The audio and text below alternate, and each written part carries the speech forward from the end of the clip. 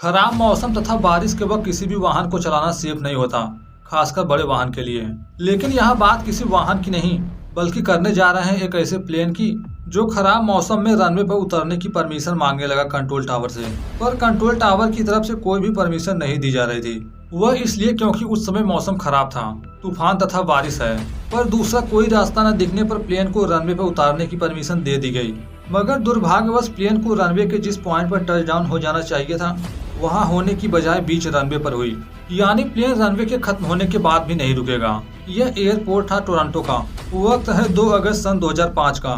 Flight से air France flight 358। The Air France Flight 358. In 2005, Air France Flight 358. August 2nd, 2005, Air France Flight 358. Airbus A340 is attempting to land Air France 358. August 2nd, 2005, Air France 358. 2 August 2005. There's been a terrible aircraft accident in Toronto.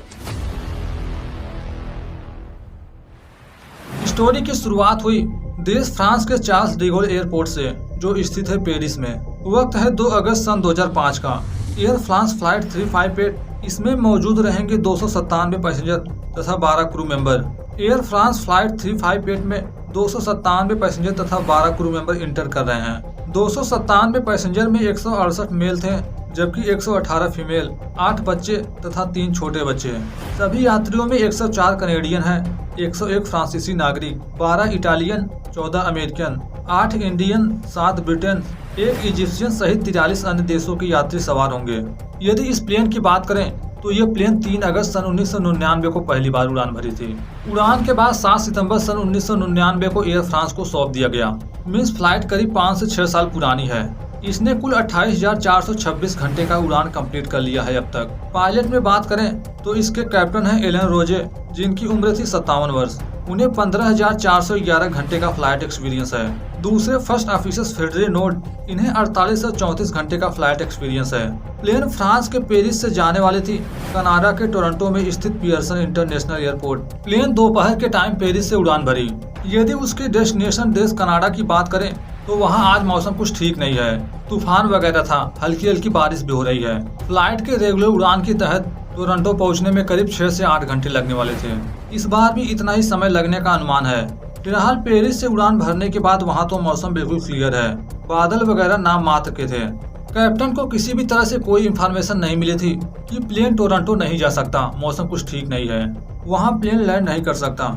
खराब मौसम तथा बारिश की वजह से Toronto का runway पूरी तरह से भीग चुका था, इसलिए वहां जितने भी फ्लाइट टेक ऑफ करने वाले थे सभी को कैंसिल कर दिया गया है। लेकिन प्लेन जब 50% से ज्यादा की यात्रा तय कर ली तो कैप्टन को पता चला कि टोरंटो में मौसम कुछ ठीक नहीं है, रनवे भीग चुका है बारिश की वजह से। प्लेन देरी से रनवे पर लैंड करेगी।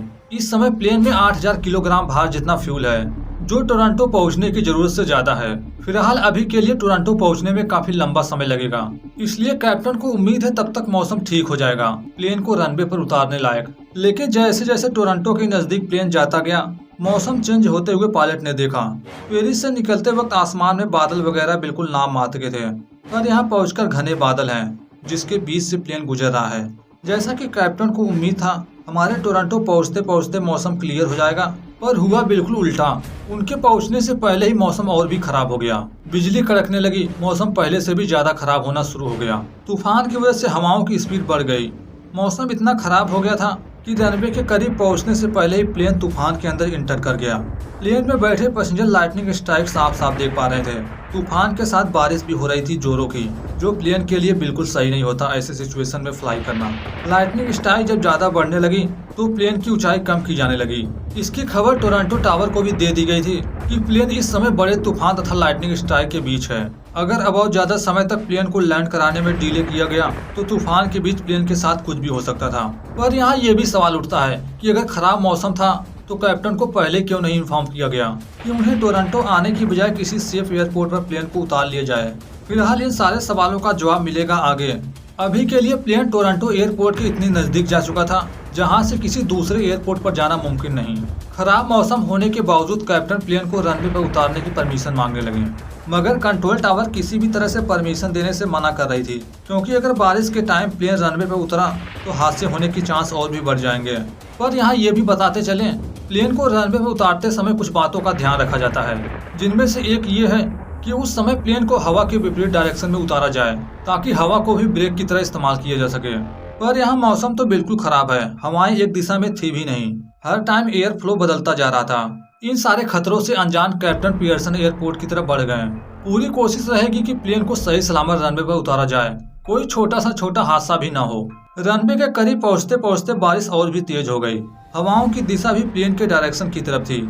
ऐसे सिचुएशन में प्लेन को बड़े से बड़े रनवे पर उतारने की जरूरत होती है, मगर इस टाइम रनवे 24AL पर प्लेन को उतारने की परमिशन मिली, जिसकी लंबाई 2700 मीटर के आसपास थी। पर यह इतना भी छोटा नहीं था कि इस पर एयरबस A340-313E मॉडल के प्लेन नहीं उतारे जा सकते हैं। फिलहाल उस टाइम पायलट को जैसा सही लगा उसने अपनी तरफ से पूरी कोशिश की, प्लेन को सेफली रनवे से टचडाउन करा लिया। प्लेन जैसे रनवे से टचडाउन हुआ, सभी यात्री बहुत ही खुश हुए कि हम सही सलामत टचडाउन कर लिए हैं। लेकिन जब तक प्लेन पूरी तरह से रुक नहीं जाता कुछ भी कहा नहीं जा सकता था। प्लेन रनवे पर उतर तो गया था, मगर स्पीड अभी भी कम नहीं हुई। प्लेन में अचानक टर्बुलेंस बढ़ने लगा, सभी यात्री घबराने लगे। कैप्टन भी अपनी तरफ से पूरी कोशिश कर रहे हैं, लेकिन स्पीड कम नहीं हुई। रनवे भी खत्म होने को आया, मगर प्लेन की स्पीड अभी भी 148 किलोमीटर पर आवर के आसपास है। प्लेन इसी स्पीड से आगे बढ़ता रहा। आखिर में जिसका डर था वही हुआ। रनवे को पार करके फिसलते हुए 300 मीटर दूरी पार करके पहुंचा एटोबिको क्रीक रिवर के पास, जहां जाकर प्लेन रुकी। पर 300 मीटर फिसलते फिसलते प्लेन पूरी तरह से डैमेज हो चुका था। बारिश तथा खराब मौसम अभी भी है। प्लेन जब रुकी थी तो यात्रियों ने बताया सभी लोग बिल्कुल सही सलामत थे। उस टाइम किसी को कुछ भी समझ में नहीं आया आखिर हुआ क्या प्लेन के साथ। तूफान, बारिश, कड़कती बिजली, इन सभी के बीच हादसा इतना बड़ा था कि इस हादसे की आवाज दूर तक सुनाई पड़ी थी। लेकिन प्लेन जब पूरी तरह से रुकी थी तब यात्रियों को लगा शायद से ये बच गए, मगर प्रॉब्लम यहीं खत्म नहीं हुई थी। विंग के साइड में बैठे हुए यात्रियों ने पाया कि फ्यूल प्लेन के छत से आ रहा है नीचे, ऐसे में कभी भी आग लग सकती है। सभी यात्री विंग साइड की एरिया से भागकर जाने लगे कॉकपिट की तरफ। सभी लोगों की वहां से जाते जाते आग लग गई। पायलट ने जब जलती हुई आग देखी तो इमरजेंसी एग्जिट डोर ओपन कर दिया। सभी यात्री इतनी जल्दी बाहर निकलने लगे जिसकी किसी ने कल्पना नहीं की थी। जब आखिरी बंदा बाहर निकला था तो उस समय मात्र 90 सेकंड लगे थे सभी लोगों के बाहर निकलने में। ये कोई छोटी बात नहीं थी। 297 पैसेंजर का बाहर निकलना, वो अभी 1.5 मिनट के अंदर किसी चमत्कार से कम नहीं था। जैसा कि इमरजेंसी के टाइम प्लेन में कई सारे एग्जिट डोर होते हैं। जब कैप्टन सभी एग्जिट डोर को ओपन करने की कोशिश की तो उनमें से 2 ओपन हुआ ही नहीं। इतने कम समय में लोग इतनी जल्दी बाहर निकल रहे थे, इस हिसाब से लोगों को चोटें आनी आम बात थी। जब तक प्लेन पूरी तरह से आग के चपेट में आता सभी यात्री बाहर निकलने में कामयाब हुए। इतने टाइम में कैप्टन पैसेंजर को एग्जिट डोर से बाहर निकालने में बिजी थे कि उन्होंने फर्स्ट ऑफिसर्स पर ध्यान ही नहीं दिया। जब सारे यात्री बाहर निकल गए तो फर्स्ट ऑफिसर्स के सीट को देखे तो सीट वहां था ही नहीं, क्योंकि हादसे के बाद फर्स्ट ऑफिसर सीट के साथ गिर गए थे फर्श पर, जिनके सर में काफी गंभीर चोटें आई थी। कैप्टन ने उन्हें भी यात्रियों के साथ बाहर निकाला।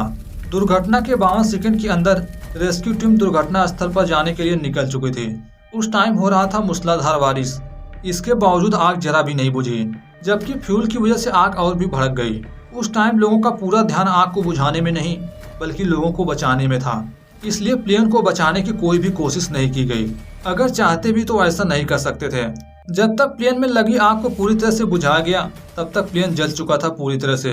पर यह चमत्कार हुआ कि सभी लोग जीवित बच गए, किसी की भी डेथ नहीं हुई, सिर्फ 12 लोगों को आई थी छोटी मोटी चोटें। हादसे के बाद कनाडा के ट्रांसपोर्टेशन मिनिस्टर जिन लापियरे ने फ्लाइट 358 को चमत्कार कहा, जहां उन्होंने देखा विमान पूरी तरह से जलकर खाक हो चुका है, पर एक भी यात्रियों को कोई चोट नहीं आई थी, सभी जीवित हैं। इसी वजह से उन्होंने इस हादसे को चमत्कार कहा।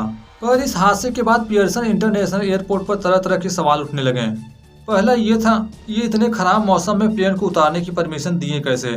फिलहाल जांच की जिम्मेदारी कनाडा के TSB ट्रांसपोर्टेशन सेफ्टी बोर्ड को दी गई, जिसकी अंतिम रिपोर्ट 2 साल बाद 13 दिसंबर सन 2007 को जारी किया गया, जिसमें प्लेन हादसे की कुछ मेजर रीजन को रिवील किया गया। पहला तो खराब मौसम था। दूसरी गलती कैप्टन को दी गई कि उन्हें खराब मौसम में लैंड नहीं करना चाहिए था। तीसरा ये भी माना गया कि रनवे 24L जिस पर प्लेन उतरा था उस पर उतरने की बजाय किसी लंबे रनवे पर उतारने की जरूरत थी, क्योंकि वह पियर्सन एयरपोर्ट का छोटा रनवे है। लेकिन क्या रनवे के छोटे होने की वजह से ही प्लेन 300 मीटर दूर जाकर क्रैश हुआ? तो ऐसा नहीं था। दरअसल जब प्लेन रनवे के करीब पहुंचा तो जहां प्लेन को रनवे से टचडाउन हो जाना चाहिए था वहां टचडाउन हुआ नहीं, बल्कि रनवे के बीच जाकर हुआ। आगे कैप्टन से भी गलती हुई। टच डाउन के 17 सेकंड बाद भी थ्रस्ट रिवर्स फुल पावर में नहीं था, जो प्लेन की स्पीड रोकने में सक्षम होता। उस दिन और भी प्लेन के साथ हादसा हो सकता था, पर इस प्लेन के टेक ऑफ करने से पहले उन सारे प्लेन को दूसरे रूट पर भेज दिया गया था, जिनमें से एक था फ्लाइट 450। उसी के साथ आने वाले कई सारे छोटे विमान जिन्हें ओटावा में लैंड करने को कहा गया, साथ ही साथ हैमिल्टन, जबकि अधिकांश बड़े विमान को मॉन्ट्रियल, सिरक्यूज, न्यूयॉर्क और बफेलो की तरफ मोड़ दिया गया था। अगर उन्हीं विमान की तरह इस प्लेन को भी रनवे के करीब पहुंचने से पहले ही न्यूयॉर्क या मॉन्ट्रियल की तरफ जाने को कहा गया होता तो शायद यह हादसा न होता।